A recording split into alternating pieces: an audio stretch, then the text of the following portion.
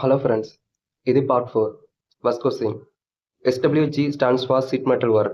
sheet metal workல வந்து SWG வந்து என்னத்தை சொல்றோம் அப்படின்னு சொல்லி கேட்குறாங்க.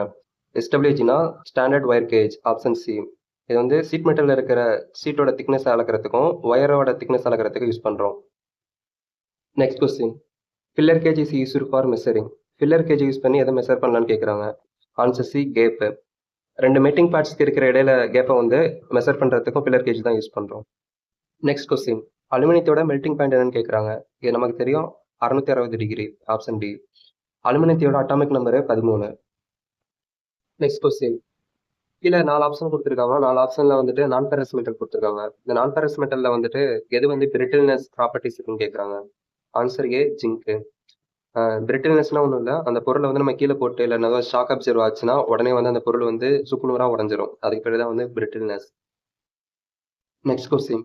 பிக்காயன்ல எவ்வளோ இரும்பு இருக்குன்னு கேட்குறாங்க, எவ்வளோ பர்சன்டேஜ். பிக்காயன்னா அந்த கனி இரும்பு, பாதாள இரும்பு, அது மாதிரி சொல்லுவோம்ல, அதில் வந்து எவ்வளோ பர்சன்டேஜ் வந்து இரும்பு இருக்குன்னு கேட்குறாங்க. Option C, 90%. Next question. எந்த அலாயை கொண்டு ஏர்கிராஃப்ட் ஸ்ட்ரக்சர்ஸை வந்து மேக் பண்ணுறாங்க, அதாவது ஏர்கிராஃப்டோட பாடியை எதாவது கொண்டு மேக் பண்ணுறாங்கன்னு கேட்குறாங்க.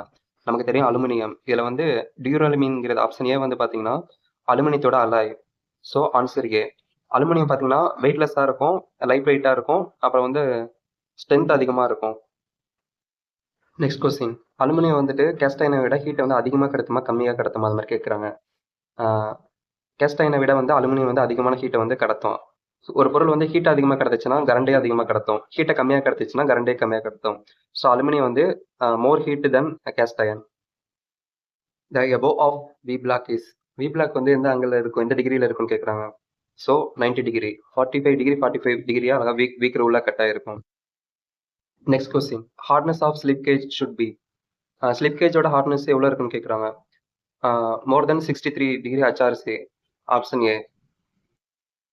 Last question. Wire gauge is a measurement of a wire. ஒயரோடைய எதை வந்து ஒயர் கேஜ் வந்து மெஷர் பண்ணோம் அப்படின்னு சொல்லி கேட்குறாங்க.